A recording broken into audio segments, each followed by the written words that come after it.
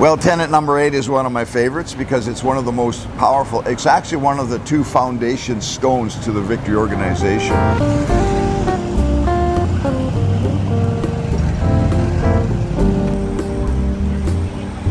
Well, originally it was written, we seek to lead through relationship rather than position. But in this modern day, one of the keys of getting things to be impactful is to be able to word them in ways that make sense for today. Right. The idea that we seek to, let's cut that, right? Either we do it or we don't, right? We definitely lead through relationships, not through position. And another word for position is control. And so basically what we're saying is that tenet number 8 is that we lead through an influence built through relationship rather than the control that might come through position or money is another big one. A lot of times the idea of leadership is my job is to get people to follow me to do what I want them to do. In reality, as a leader, our first job is to actually see the value and the calling that God's put on somebody's life. And then our thought is, how do we empower them to fulfill that thing? Because if God's placed you on their team, what's in them is meant to help benefit the vision of the team, right? What it is that God's trying to build. And so if we are looking at people as I'm trying to get them to follow me versus I'm trying to figure out how I can best empower them to do what God's called them to do, you're going to have 2 very different results. That's right, yeah. And it's a frustration I see, particularly with young people that say, I'm trying to get them to do what I want them to do. Well, that ain't going to work anyway, ever. And so we need to be able to build that relationship that brings the influence. The other part of the actual foundation stones that we're talking about of the Victory organization is tenet number 7, and that is that we work together through an agreement, the power of agreement. And the question with that one always is, well, are we in agreement? And that comes back again to, well, what kind of a relationship do we have? I want to share just a little segment from Covenant of Brothers, which, by the way, is a great book if you're looking for how to build healthy relationships in the ministry. There's a lot of pastors and leaders around the world that have called this really a must-lead for pastors. And I send it to people and give it to people all the time. We have something in Victory Asia in our culture in the whole idea of that we work together through relationship rather than control, that people just so hunger after.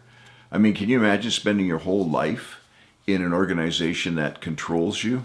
Some hierarchy, some top-down, colonial type of organization. But here Pastor Rich addresses this issue. He says one of the problems is that colonial type organizations are structured so that the missionary is told what to do, okay? Or you could supplement your associate or whoever, your Sunday school superintendent, whatever.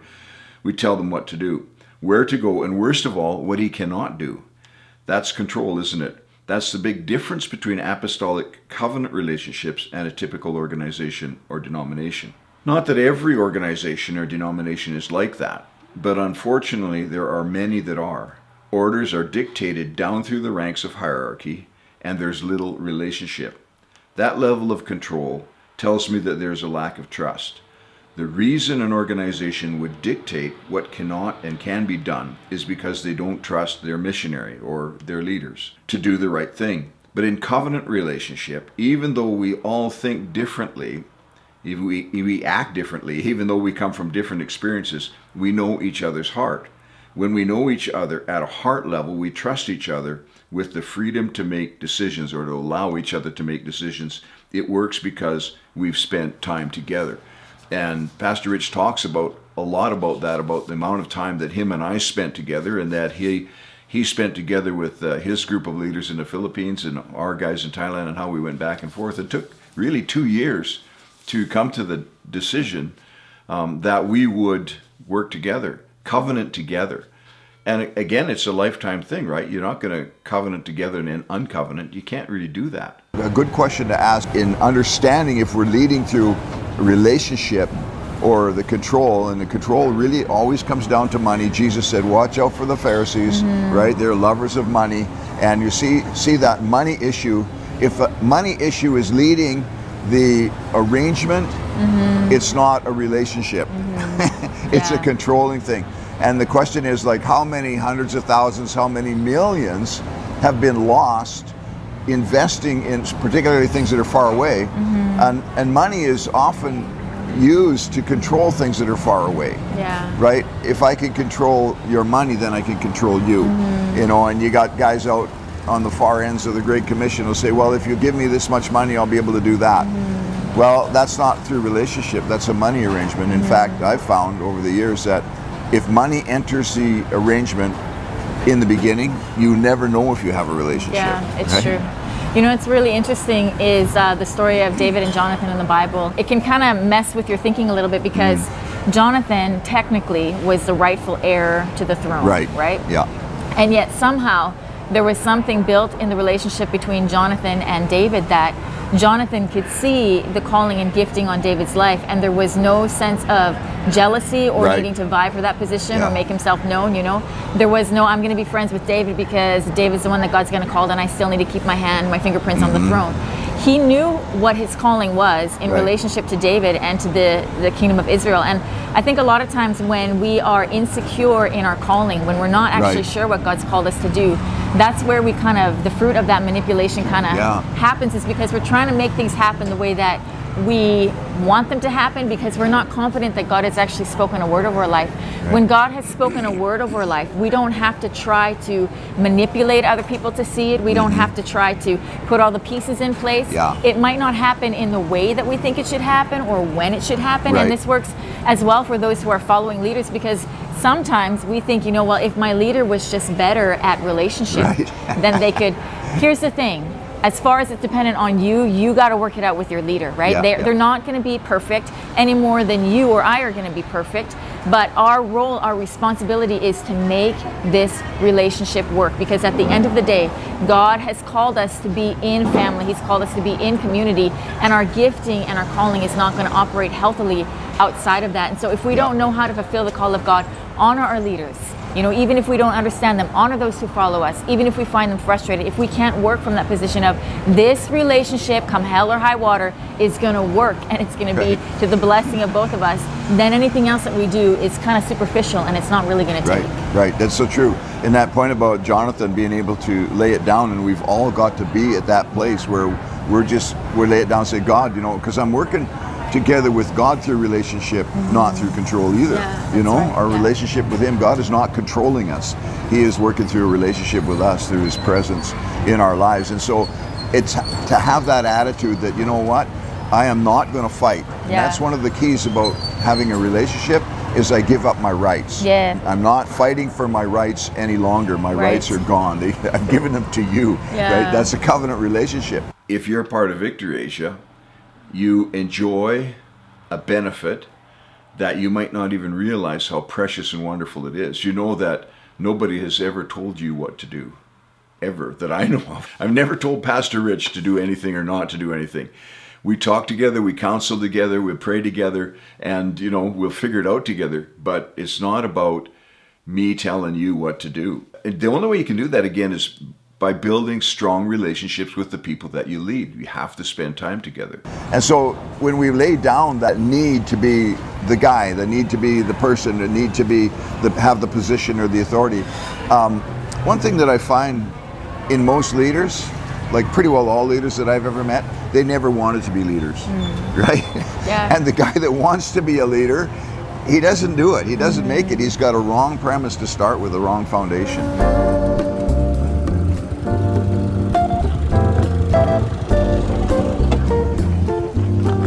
When we're thinking about relationship, we've really had to build a clear idea in our understanding. Actually, it's a subject that needs to be studied in order to be understood by us. You know, when I think back, building Victory Asia and the relationships that we have with the nations, we've always found that the key is the amount of time that you spend together before you start working together. Yeah. Right? Guys will come for 2 years or 4 years or whatever and build that relationship. We get to know each other over a couple of years. Very, very important to do that, because the covenant relationship is based on trust rather than control. We have to know each other well. Or like in other countries like the Philippines, Pastor Rich and I spent 2 years before we even said, okay, we're going to commit to this thing, but we want to get to know each other, to hear the other guy's heart, and to hear what's really in there. It actually allows you to begin to see the gold and the value that's in the other person, you know? Right. Because one of the keys to having healthy relationships is that you've got to be able to see the best in somebody and not hold against them the things that are, issues or faults or whatever, because every one of us has issues in our life. And if we look at people based on how they're not meeting our expectations or the issues that we're having with them, then it's going to be hard to have any sense of responsibility towards making that thing work, because you're just going to think, well, the problem is with them. It's with their attitude, it's with their, and the truth is, it could be with their attitude, it could be with them. But God's not calling us to draw out the problems in other people. He's actually calling us to draw out what's best in other people. And the key to having healthy relationships is just to keep your heart soft and right towards people. Even if people get offended at you, you don't get offended at them. Even if people are critical of you, don't become critical of them. Even if people are frustrated with you, you got to learn how to keep your peace. And it doesn't mean that you're never dealing with issues, you're never confronting, but the first position that you're from is, I am for you, and I'm here to make this relationship work and make it healthy. I'm there for your good, you're there for my good. We are looking for how we can benefit each other the most and see the kingdom of God advance the most. That's our goal.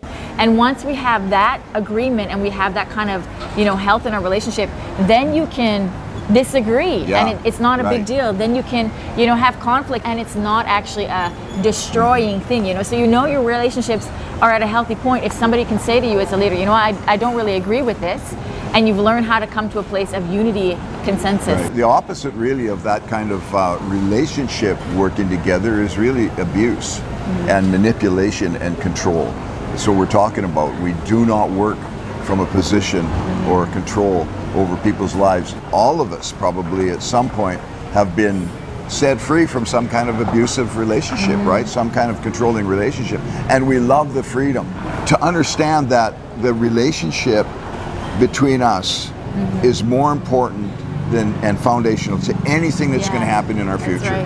And so if we do not invest in the relationship, then the future is insecure, because anything can fall apart. But like you say, Becky, if the relationship is solid, anything can be built and it'll stay solid. And Pastor Rich and I wrote the book Covenant of Brothers, I don't know, quite a few years ago now, and you think, what, writing this book, I wonder if our relationship's going to come under attack.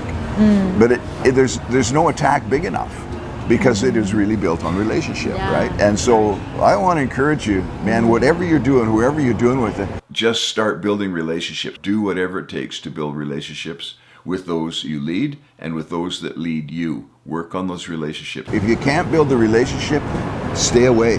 Like, if there's no relationship, it's just not going to work.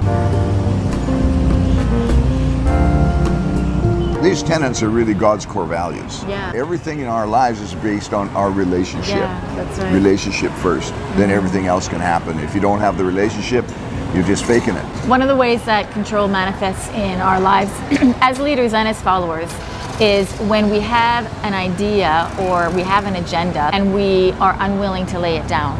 And so sometimes, when I'm trying to move something ahead and I have an idea and I'm trying to bring the team on board, and people are kind of resisting and fighting me on it, one of the things that I ask myself is, do I actually have an agenda behind this? Is it something that I'm willing to change or even soften my stance on, or compromise on? And if there's no compromise or no softening the stance, then I got to ask myself, why? And let's be really clear, the things that God has called us to do, there's no compromise on that. But the how we do it, the when we do it, the who we do it with, those are the things that we actually have to work in our team with, So if there's an issue with somebody that's coming against what God has actually spoken, then we deal with that, and we're strong with that. We don't have a problem with that. But the other stuff, the peripheral stuff, how are we going to do this new thing? How are we going to launch this new project? How are we going to train these new leaders? If I'm so stuck and I can't even listen or be open to shifting and changing, then I got to ask myself, what is it that I'm so holding on to, A lot of times it's because we actually honestly think that our idea is the best. It's not because we're terrible people or we have a wrong motivation. I literally think that I'm right all of the time, Let's be honest here. So it's not coming from a wrong place, but we have to recognize that we have to be willing to yield. We have to be willing to listen. We have to be willing to ask questions first before we decide, And it's really frustrating when you're in a team setting and somebody comes to you with an idea, but the idea is already written in stone, you know. And as leaders, it's easy for us to do that because we have a new idea and we think, man, this thing is going to save, you know, the school or whatever, and here's how we're going to do it. Meanwhile, everybody's looking at you and they're going, well, we have to do it, and this isn't going to work this way, and that's going to, and if I have no give, then it means I have an agenda. You know, we want to work in team, in relationship. We have to be open to hearing from other people, getting their perspective before we push ahead. What's really core, and then what's just a preference, right? Because what you're saying there, Becky, is just, there's a lot of things that are my preference, and because that's what's comfortable for me, or that's what I understand. So get it. There are things that are core that we cannot move on, right? One of them is that we work through relationship, not through control. When a relationship begins to get unhealthy, is that I start to have a critical attitude. There's definitely times where you're going to clash and whatever. But if you find that overall your attitude is kind of like critical, then there's a seed there that you need to actually correct it. Right, and the point is that we want to see the best for the other guy. Whatever it costs me, I want to see the best for you, the best that God has for you. For me as a leader, how do I know, how am I confident that I am leading through relationship and not through position or control? And to me, the biggest giveaway, the biggest telltale is, am I willing to invest? Because that comes out of a heart of generosity. It comes out of a godlike heart. But not only should we expect to be generous ourselves, but we expect generosity to come toward us too. The neat thing about generosity is exactly that. It has no control. That's right? And so one of the things that we run from like wildfire is any kind of, well, I'm going to give you support if you do this, right? Or if I get that. Even, I'll support you, I'll give you support if you send me the right pictures. No, we're not doing that because we're leading through a relationship. And if we don't trust somebody enough that we would invest in them, then we don't have a relationship with them. That's right. It's not saying that there's no accountability or anything like that. We love being accountable. We want to be accountable with everything that comes into our hands. But it's the control of, this is exactly how. It's the, I trust you enough to give you my money, but not trust you enough that you know what to do with it. Right, you know, that's kind right. of thing. So, and when there's a lack of trust, it's because the root problem is a lack of relationship. So the idea of, if we actually trust somebody, you know, then you've got to be able to, be open-handed and generous too in how they reciprocate that, you know. When people come here as missionaries and they've entrusted their lives and they say, you know, I'm going to be generous with my life, then part of our generosity back to them is, okay, so what do you feel like God's calling you to do then? You know, we're not trying to make them fit into a mold. That's the way that those relationships work, is generosity works both ways. If you're generous to give, then we're generous to also give back, but in a way that there's no strings attached. If I had a big armchair and a big bank account, I could make a lot of stuff happen on the other side of the world, but it wouldn't be kingdom, right? It would just be control. And that's the thing. I mean, money is kind of the weirdest thing, isn't it? Because it just reveals so much. Well, Jesus said it reveals where your heart is, right? It reveals what's important to you. It reveals whether or not you're a lover of money or a lover of things, whether you're a lover of yourself or whether you're actually there to serve. When we're talking about generosity, we're talking about a lot of other things as well. One of the biggest ways that I can be generous to the guys in the other countries is to go there. That's the most encouraging thing that can happen when you go to Pakistan, when you go to India, go to Sri Lanka. It's so encouraging for the guys there. And then you mutually get encouraged as well because they're excited and they see all the things that God is doing. So that generosity extends to investing our lives, right? Investing what's valuable to us into the lives of other people. And then that generosity, like you say, it goes both ways. Be generous with your family. Have people hang around your family, you know? Be generous with your holidays. Take somebody with you when you're going on a day trip or whatever. Somebody nice. And I mean, it's not all like you're bringing them in order to get something out of them or to teach them something, but just be generous with your life. Open up your life. Let people see who you are. Let them see how you have fun. Let them see how you deal with being tired. Let them see how you deal with conflict. Let them see how you deal with frustration, because that's what's actually going to take that relationship to the next level. In North America, our lives are so closed. You know, people see the leader on Sunday and at staff meetings, and that's it. Here, our lives are so open. We pretty much live on top of each other. But the level of relationship is deep because we actually know who the other person is. It so is. And we know exactly their heart, and we can trust it because we see it every day. That's right. We're out here early in the morning, and we've already seen how many people today? A lot. A lot. All of the students. Yeah. Yeah. So it's just awesome, and it's an awesome way to live living that life of generosity, simply because we have that kind of a relationship with people. You know, our world is just a big commune. Yeah, it's true. And I think, you know, you want to think that it's the sermons that you preach that's really going to impact. The Word of God always impacts people's heart. But in reality, until they're connected with your life, they're not really going to receive your words. That's right. They might get something here and there, but really the thing that speaks the biggest message is how your relationships are with the people that you're with. That's it, exactly. A lot could be said, but that's good, because tenet number 8, we do lead through relationship, through the influence that comes as we relate, and not through a position or through money.